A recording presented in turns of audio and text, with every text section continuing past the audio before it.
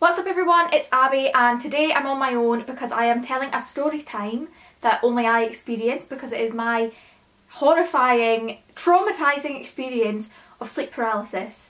Before I get into the actual story time, please make sure to subscribe and turn on the notification bell to be notified every time we upload so that you don't miss any videos. Today I was trying to decide between two different video ideas, either sleep paralysis story time or what's on my iPhone 10.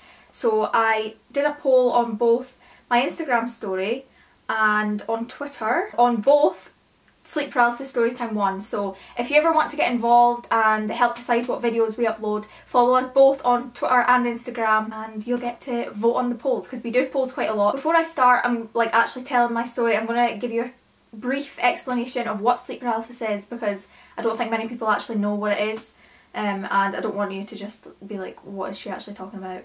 So just Google what is sleep paralysis. Okay, first thing that comes up. Sleep paralysis is a feeling of being conscious but unable to move. It occurs when a person passes between stages of wakefulness and sleep. During these transitions, you may be unable to move or speak for a few seconds up to a few minutes. Some people may also feel pressure or a sense of choking. So basically, sleep paralysis it usually happens, it can happen I think when you're falling asleep or waking up, but to me it always happens when I'm waking up. So basically in sleep there's like different stages of sleep, so like lighter sleep, I think it's lighter sleep, non-rapid eye movement and rapid eye movement sleep, REM. And I think sleep paralysis happens when you jump straight from REM, which is like the dreaming deepest state of sleep, straight to being awake, and it's supposed to be gradual.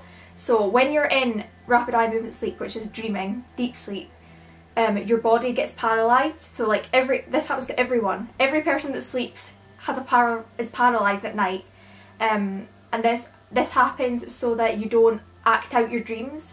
So like if you were like punching someone in your dream, so that you don't like hurt yourself, like an evolution thing I think. So basically I have experienced sleep paralysis 3 times, and I'm going to start with the least terrifying one up to the worst. And I had sleep paralysis on Sunday night, so literally it's Friday today, Sunday night I had sleep paralysis, and that's basically what made me think I should make this video.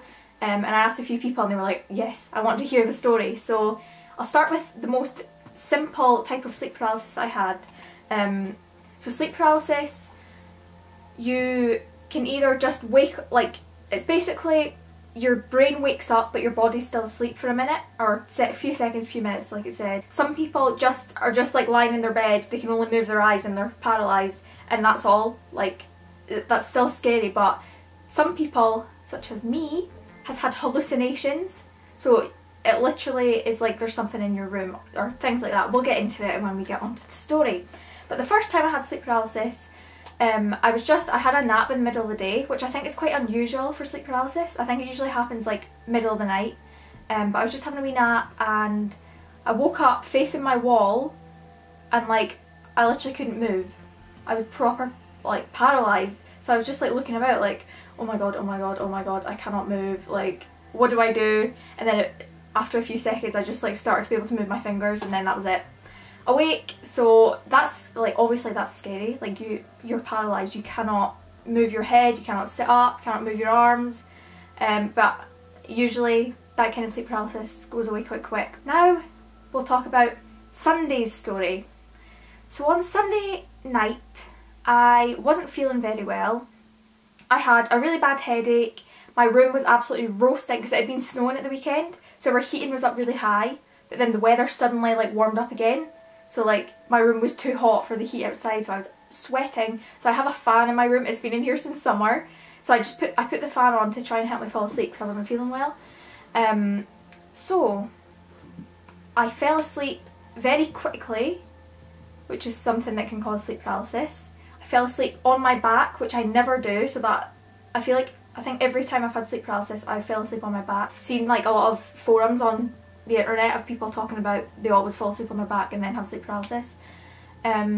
So I wake up normal, okay, I'm like, oh, it's the middle of the night, I'm going to turn on, I can hear the fan, so I'm awake, I can hear the fan in my room, which I know is on. I go to turn on my bedside light, flick the wee switch, doesn't go on. And this is something that's happened in the two most terrifying experiences of sleep paralysis I've had. And that's how I know I'm away to have it. I try to turn on my light and it won't go on. So at that point I'm lucid dreaming because I am still asleep, but I know I'm dreaming. So then, obviously the light won't go on. So then suddenly the sleep paralysis happens.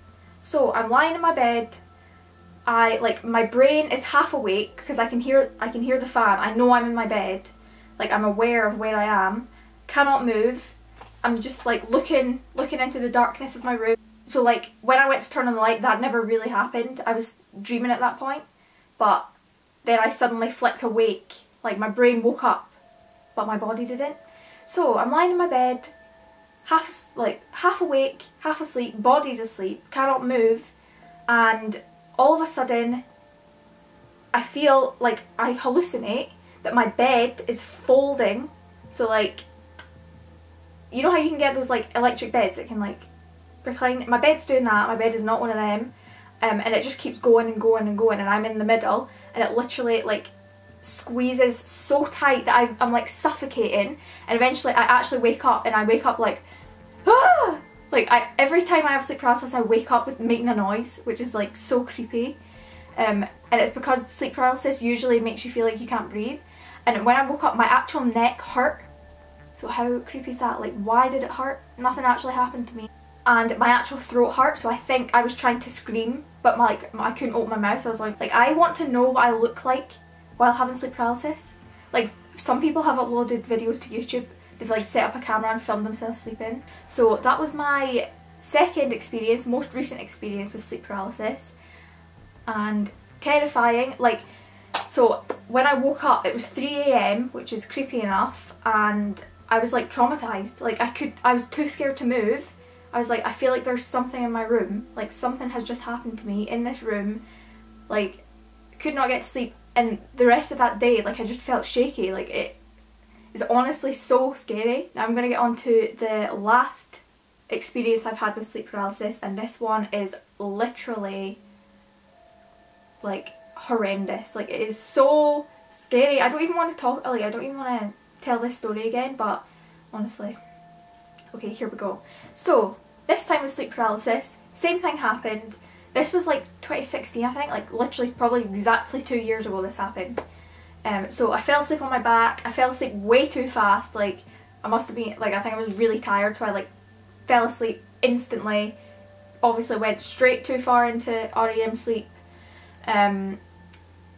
Woke up 3 AM, go to turn on my light, won't go on, and I'm like, oh crap, I'm dreaming. Oh my god, I need to wake up, I'm scared. Wake up too fast.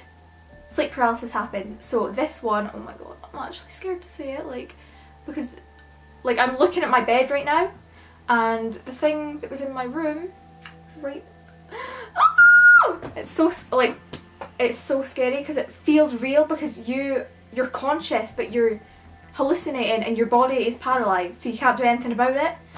Right, so I'm lying in my bed, awake but can't move, and I'm hallucinating that there is something in the corner of my room. Like a figure, it was like a shadow figure, and it's facing the wall. Oh my god, I'm actually scared to say this, even though I know it never happened, my brain made it up, but... Okay, so it's facing the wall, I can't move, and I'm like thinking to myself, I don't want to make a noise because then it'll turn around. So I like never made a noise, and then the thing turns around, flies towards me, like floats right over me, is like hovering above me in my bed. Oh my god, I hate it. Oh! Okay, so the thing that is in my bed, like, is obviously right above me, so at this point I'm like, I need to scream. I know this isn't real, but it feels so real. I'm like, this is sleep paralysis, which is good that my brain was thinking this is sleep paralysis, my brain wasn't thinking there's a ghost in my room. Like, I was aware it was sleep paralysis because I was, like, at that point studying psychology, so like I'd been learning about dreaming, so I was aware it was sleep paralysis, which I think made me less scared, but I was still terrified. So the thing's hovering above me, and I'm like, right, my parents are right through that wall, I'm gonna scream. But obviously I can't move, so I'm like so the thing that was in my room started like impersonating me. Like it was like the thing was proper screaming, like, look, I can scream and you can't, haha. Like, how creepy is that? The thing, there's a ghost in my room and it's making fun of me. Like, it was just awful. So obviously I'm like, can't scream. Then I think at this point I fell back asleep, so it was no longer sleep paralysis, it was lucid dreaming. So the thing grabs me by the ankles and starts spinning me around my room, but I'm lucid dreaming, so like I'm a like conscious brain, like I feel like this is really happening to me. It's not just like waking up in the morning and remembering a scary dream, like I feel like it's happening right now. So the thing's spinning me around the roof of my room, but the weird thing about this was I felt like I was spinning, but also I could still feel myself lying in my bed and like watching it.